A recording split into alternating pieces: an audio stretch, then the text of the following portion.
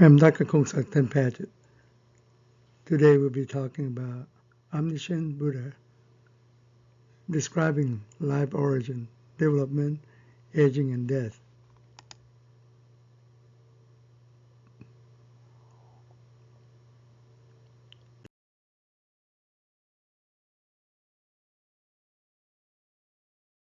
The Buddha talked about the origin of life that required three factors. One is father and mother, consummate. I mean, you have a sperm and egg for the fertilization of the egg. Then second, mother still menstruating. So she's still ovulating with healthy egg and healthy womb. So microenvironment with the eggshell and nuclear substance. And macroenvironment is the womb that will allow fetus to grow. And the third one is birth consciousness. Sometimes it's called kantapo, with three associated factors of karma, consciousness, and craving for such consciousness to start a life. This is MahatanhaSangaya Sutta.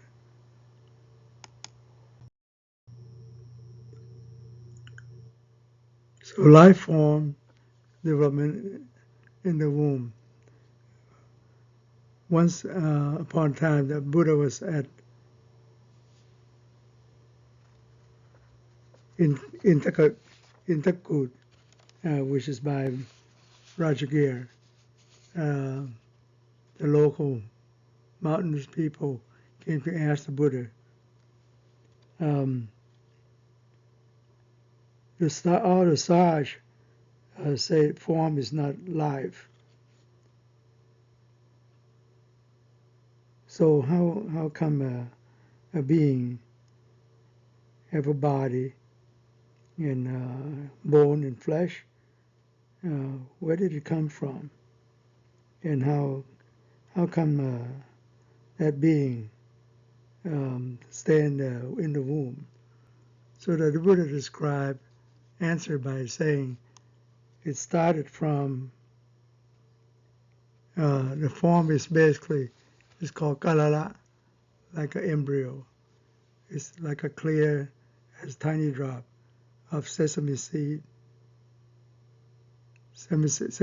oil sticking to the tip of the yak hair or llama hair after checking 8 times. So it's microscopic.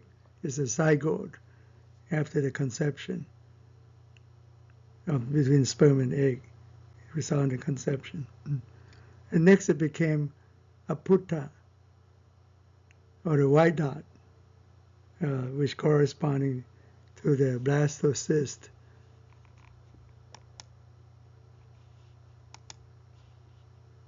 So that's the Galala, the embryo that's formed from the conception between sperm and egg.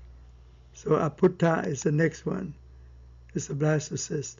It's like a white dot, which nowadays they found that happened about 7 days after the conception.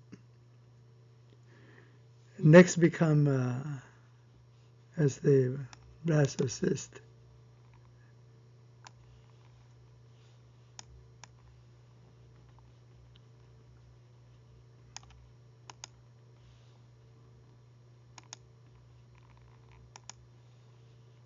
Blastocyst there, and then next Pesi is a blood-tinged dot 7 days later. This is called Gastrula, or there's an invagination of the cells into the core of the embryo. And then the next step is a Khana. Khana is a tiny mass corresponding to the 3 germ layers: Ectoderm, Mesoderm, and Endoderm. Basically, this happened 7 days later. And then after that became Pasaka,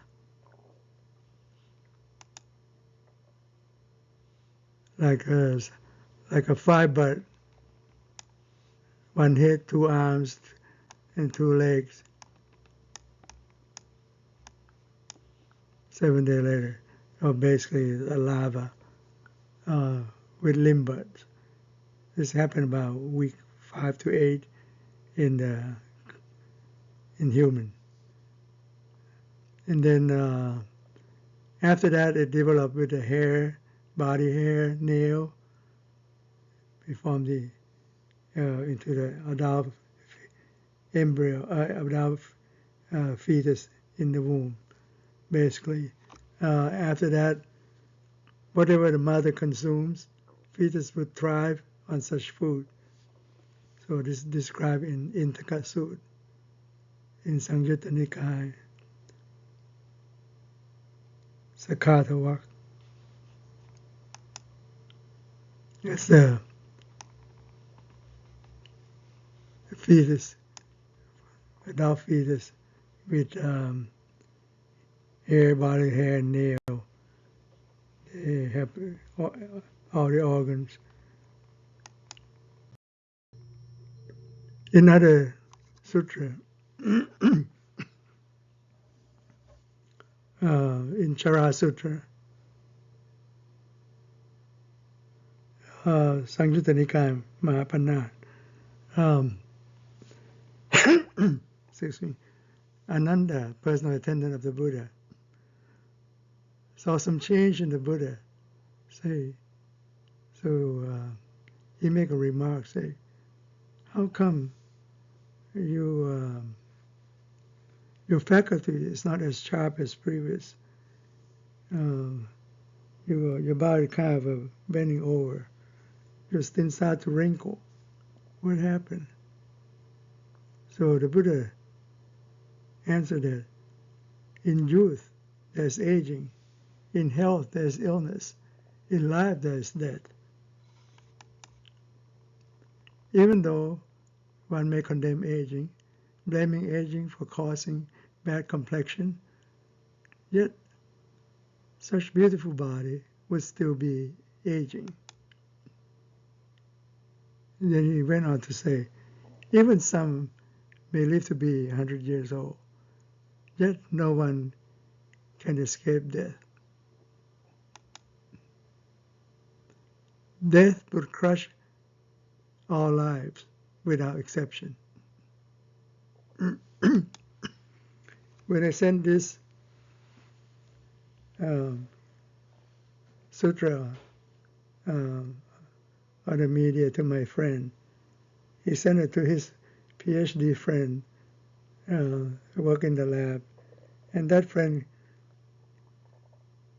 asked my friend about how come the Buddha knew about apoptosis, or programmed cell death, which is discovered in this by scientists less than 50 years, about 50 years ago or less.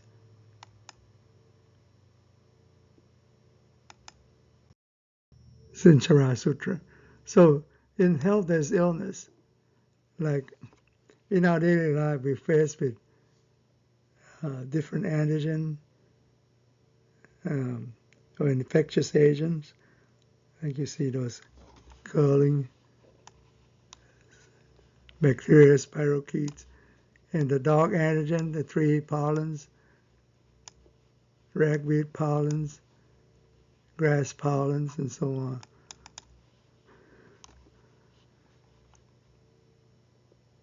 So we can get sick, get allergy from this. So our immune system being attacked. We have two arms of immune system, the innate and adaptive immunity. Innate immunity, like we have some white cells to fight with bacteria cause inflammation and so on. But in adaptive immunity, like we produce antibodies through antigen presenting cells, kind of like present antigen to the T cell and B cells to form antibodies to attack the antigen, which could be bacteria or tumor cells, and destroy the tumor cells. So tumor fighting response. So we have, in the immunity we have several kinds of troops, like we got macrophage, which engulf the antigen, mast cell that may carry histamine to produce inflammation in response to the reaction, like say you're allergic to food, you may get swelling and so on. Granulocytes to fight bacteria, and dendritic cells, antigen-presenting cells, so on. And then have natural killer cells. And then on the other side, adaptive immunity, we have T cell and B cells. T cells more in the cellular immunity, and B cell produce antibodies, humoral immunity.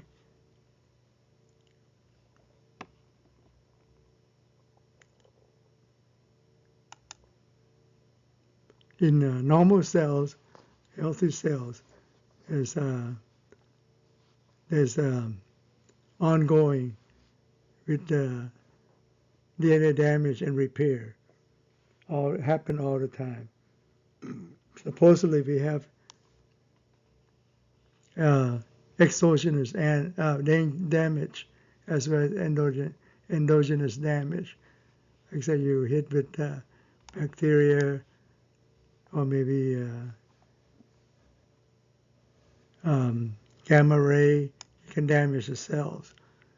Or endogenous damage, like can be an internal, like cancer, hidden cancer there, or defective in the cells and so on. This normally there's a repair and damage ongoing all the time. It's a balance between rate of DNA damage versus rate of repair, and up to 500,000 DNA modification events per cell per day. So this is ongoing all the time. We have like trillions and trillions of cells in our body. So it is ongoing all the time. So if there's a rate of repair caught up with the damage, you stay healthy. Disease cell is when the DNA damage is overcome the rate of repair.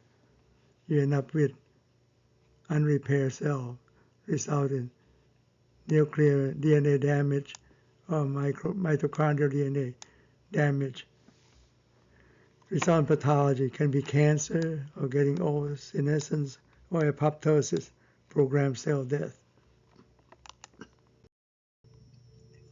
When programmed cell death is defective, like in this girl, she had autoimmune lymphoproliferative syndrome, ALPS. She got enlarged lymph node in her cervical glands, in her neck. And she got, if you look in her tummy, there would be enlarged liver spleen as well. So it's ALPS is a defective in the fast-mediated T lymphocytes apoptosis. It cannot kill the damaged cells caused by fast gene mutation. Sometimes called Canali-Smith syndrome, had mutation in the fast gene. Sometimes called HLPS, is the same disease, ALPS. So this is a fast ligand in the T lymphocytes. It hooks up with the fast receptor. If it's trigger on cascade, the apoptosis to kill the damaged target cells. When this caspase cascade is triggered. So when it's defective, she ends up with a large lymphoid tissue, lymph node, in 100% of the case, and have enlarged spleen in almost 100%, over 90%, and enlarged liver about half of the case, almost half the case. And they also have autoantibodies, like sometimes cause red cell to hemolyze, get destroyed, and other antibodies, autoantibodies in the blood. In life, there's death. Like even though, like in this example, like apple, when it ripe, it didn't stop there. It started to rot with time. So because of apoptosis, programmed cell death. Normal cells have a cell shrinkage and chromatin condensation, membrane blebbing, and then nuclear collapse and continued blebbing, and then apoptotic body formation, and then lysis of apoptotic bodies, and the cell use some of those material recycle it. So this just show in the molecular level, in the Caspase-9 system, the cascade being activated through the fast system result in apoptosis, and the cellular target becomes lyse. So apoptosis is basically programmed cell death. Is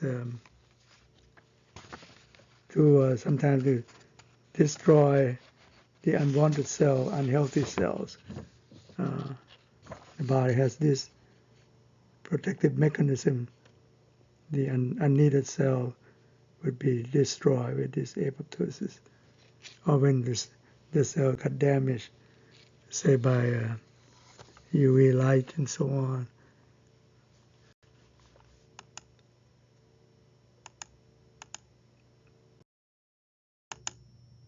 In youth, there's aging, which follow the three universal marks of existence,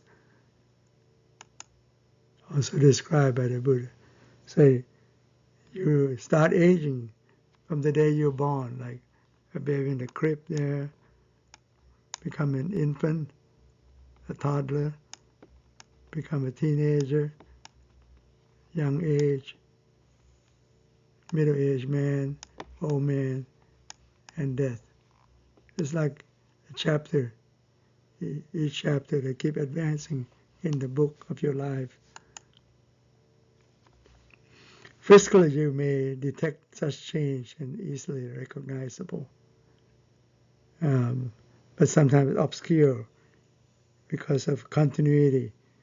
You yourself might not see it until one day you found you have gray hair. It used to be dark and so on. It's impermanence, unstable.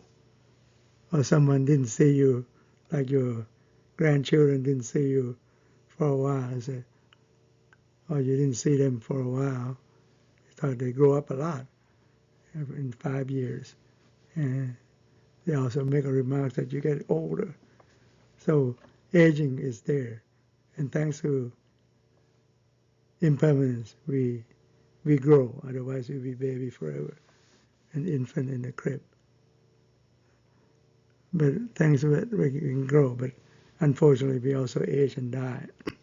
So it's imperfection, unbearable. So movement blind. Like when you get uneasy sitting for a long while, you move around a little bit to get rid of the uneasiness. And then not self or selfless, uncontrollable because of the bundling blind. Sometimes, like you get stroke, you can't move to one side of your body. You can see that it become unbundling. So you can see it's uncontrollable. You can't speak because of become selfless. You can see it very clearly. But normally you also have the same problem, which we will describe a little bit further. So these are called the three universal characteristics, or three universal marks of existence. Mentally is even more difficult to perceive as mind is formless, but they leave trace behind like feeling, perception, and thought formation, which you can track them down, even though the mind itself is formless. So mindful awareness is the tool that you can catch your mind movement, mental activities, mind movement, which is your thoughts. So we generate a sense of self in the act of knowing. We generate a self-concept, self-image hologram, which is not the true nature of your mind. It taints your mind that with great-headed illusion that sneak in with your thoughts, and you cling to that self-image hologram.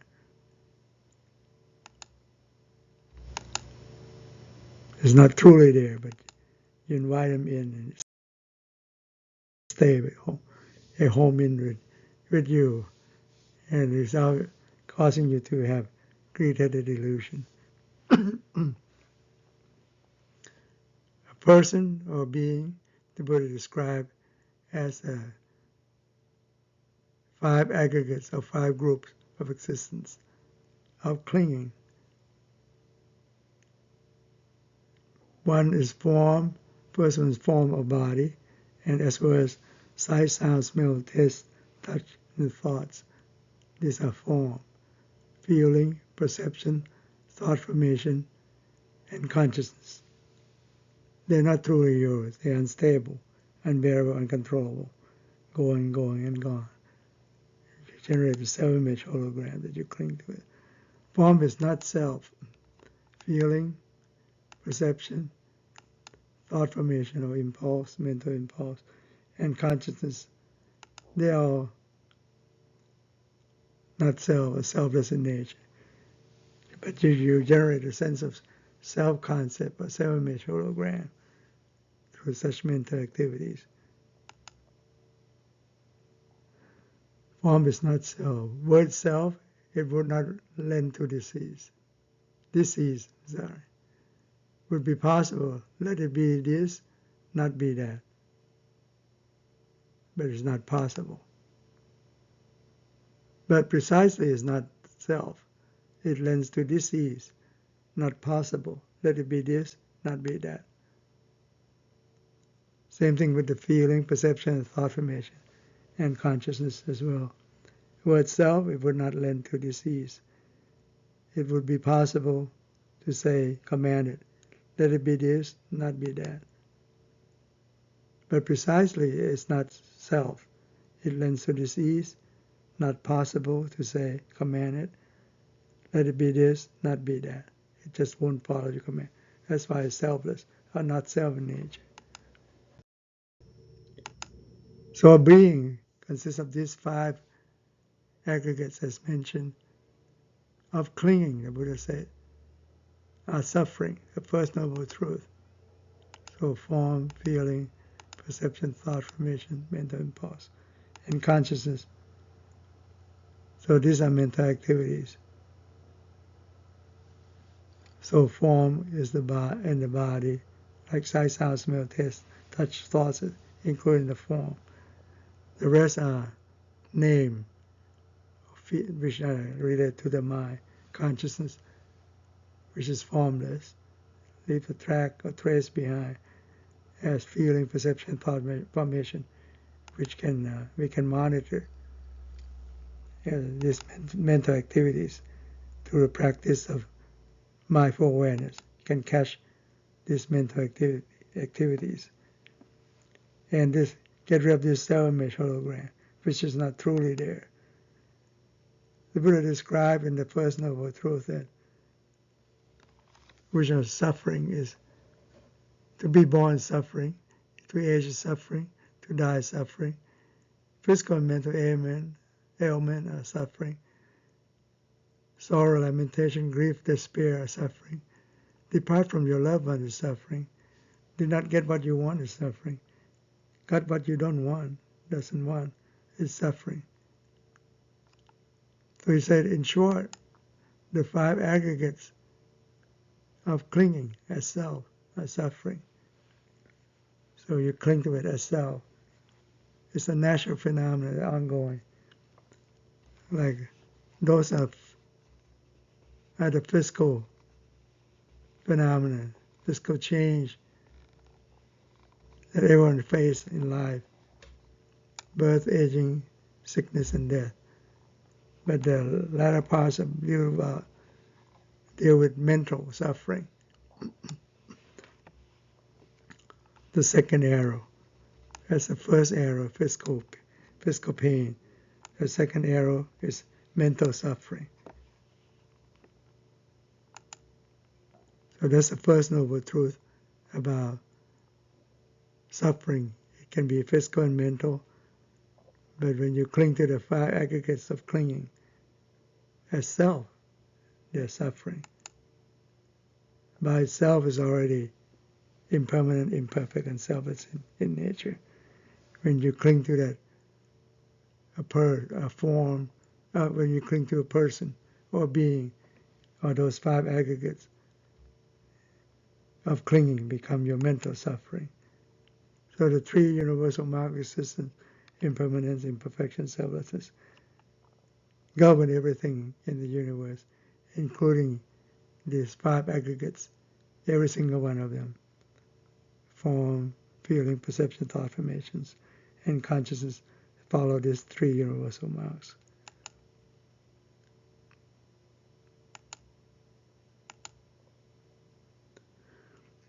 Buddha stated that there is no true permanent self-entity, no being, no person, no self, no you, no me.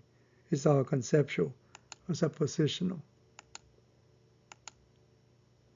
It's been over 100 years now that neuroscientists haven't found any place in the brain where self is located. So basically, every being hit with 2 arrows. First arrow is natural pain from the physical change called sabhava tukha, aging, sickness, and death. Second arrow is a mental suffering, cetasika dukkha. It's self-inflicted because you cling it as self. The enlightened one also hit with the first arrow. He had to face natural pain, sabhava tukha, aging, sickness, and death like everyone else. But he doesn't succumb to the second arrow. He's not hit by the second arrow. No mental suffering, no cetasika dukkha, because he sees his own mind, sees his own thoughts clearly. This is a Salata Sutta.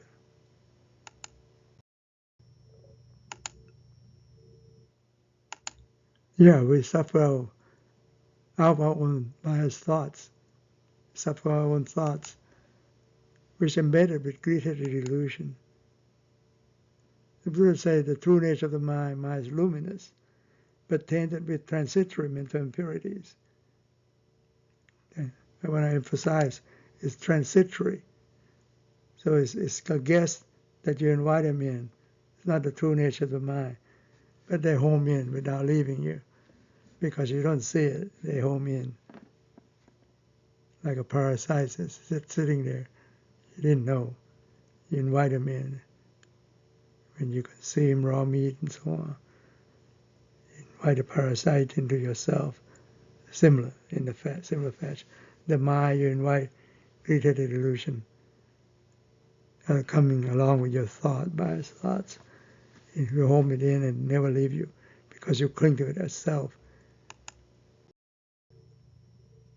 So you can train yourself to have right view and see that thing basically arise from cause and effect. You suffer because of second noble truth, cause of suffering when your mind reaching outward with sensual desire, liking or disliking. So this need to be eradicated.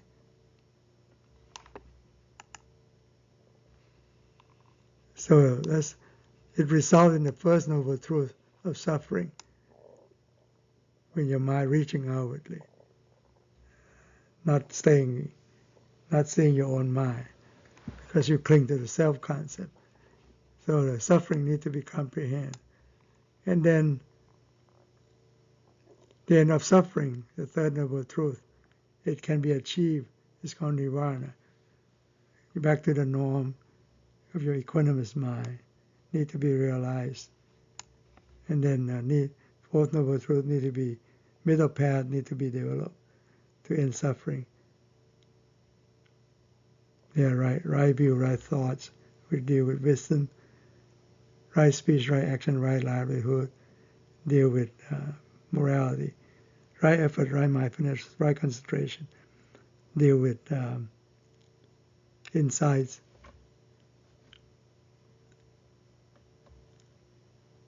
Mind development. So deal with mental concentration. Wisdom starts first in the practical aspect, but theoretically start with morality, and then mental concentration and wisdom for mind development. You can gain mindful awareness and catch your mind, mental activities, your thoughts. So you need to eradicate your biased thoughts, catch your biased thoughts as they arise. When you eradicate, then suffering will be gone as well. You don't eradicate suffering because it's rooted in the cause of suffering.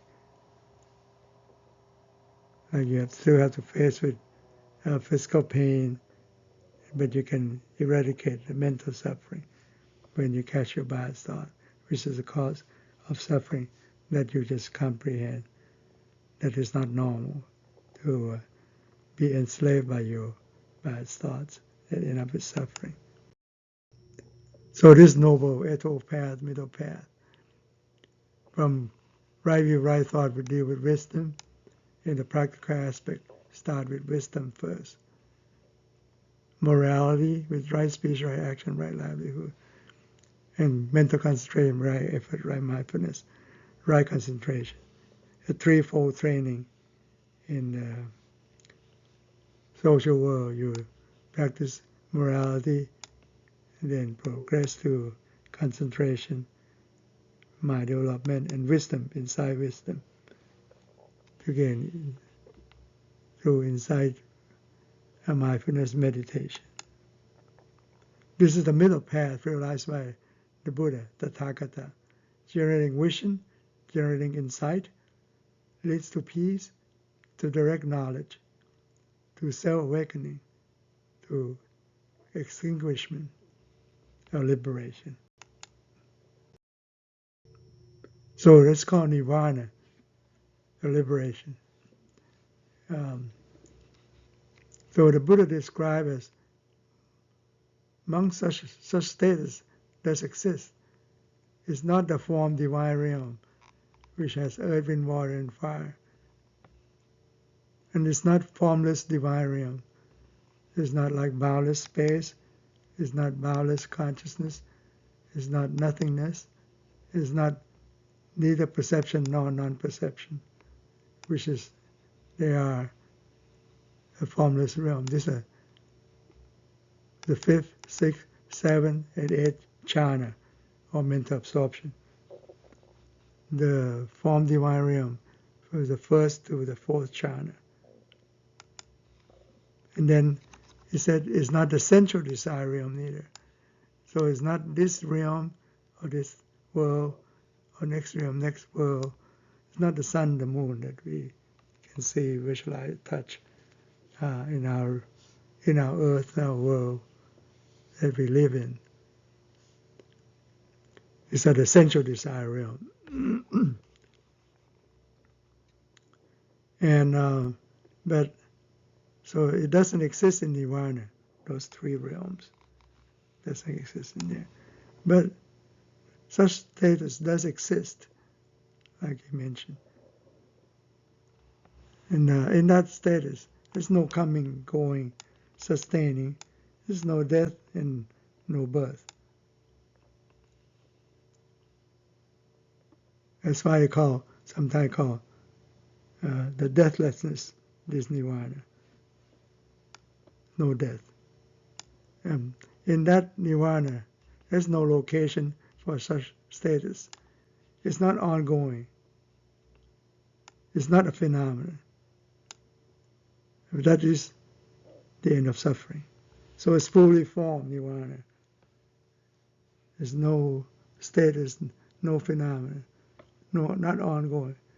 It's perfect by itself, fully formed. So Buddha cannot describe. Basically, nowadays we can equate this to the background of the universe before the Big Bang, allow the universe to keep expanding.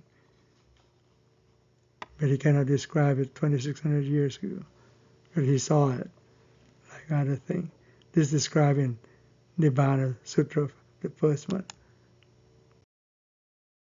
So we can practice 24/7 mindfulness meditation. And he also advised that all phenomena are not worth clinging to. When you cling to it, it becomes your own suffering. As you cling as self, it becomes suffering. So we practice with the four foundations of mindfulness. You gain mindful awareness. You describe in Pali called atapi, or perseverance, or continuous diligence, continuous effort. So you put in your effort 24/7 while you're awake, and maintain self-awareness and mindfulness. Self-awareness is wisdom in action, and mindfulness is a self-remembrance. At your body, you practice with this quality, self-awareness and mindfulness, persistently, perseverance. At your body, feeling, mind, and mental phenomena, the four aspects of life that we all dwell in. Life form, which is form of body, feeling, perception, thought formation, and consciousness. Perception is basically mindful awareness. Perceiving pure perception. To get rid of desiring and undesirable, undesiring nature that arises at your body, feeling, mind, mental phenomena. So you catch anything that you like or dislike, wanting or not wanting, won't be trapped on those biased feelings. You come to witness the three universal marks of existence, the impermanence, imperfection, selflessness, unstable, unbearable, uncontrollable. You can practice like through this rhythmic dynamic meditation, which is the easiest way. You observe your body movement, you become aware of your body, it awakens your body. Same awareness, when you keep practicing, will catch your mind. Aware of your mind, it awakens your mind. You can become aware of your body, your mind, your feeling. When you sense, you can become aware that you're happy, unhappy, or neutral in your feeling, and so on. If you catch it and return it to, when you catch it, it just resumes neutrality. Back to the true nature of your mind, equanimous mind. This leads to insight wisdom. See the burden when you cling to self, like the self concept that you carry around all day long to please yourself, that you're desiring, undesiring, liking and disliking. You become disenchanted, like a Buddha said. All phenomena is not worth clinging to. Become discerned, dispassionate towards those phenomena. To liberate, release, live a free life, free mind, equanimous mind.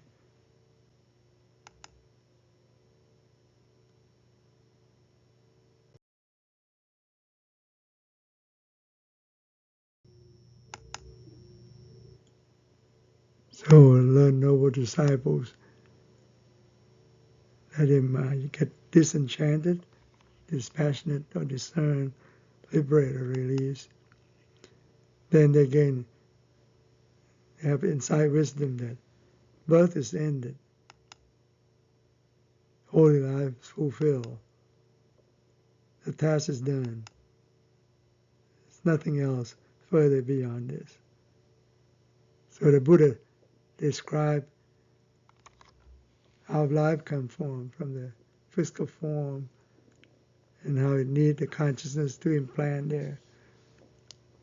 Mother and father has to be healthy, in the right age range, has to be perfect in the micro and macro environment and the development of the life form, and how one suffer in your life, how life form has embedded even in health. There's illness in life, there's aging, and so on. So it's a balance between health and illness, and even the mind. You can see that it's selfless in nature. He described anatta, or selflessness, or not self, and sunyata, the emptiness, voidness. When you purify mind, calm, cool, clear, clean, merge with the background of the universe, become one. We call Nirvana, the ultimate peace and happiness. Thank you for your attention.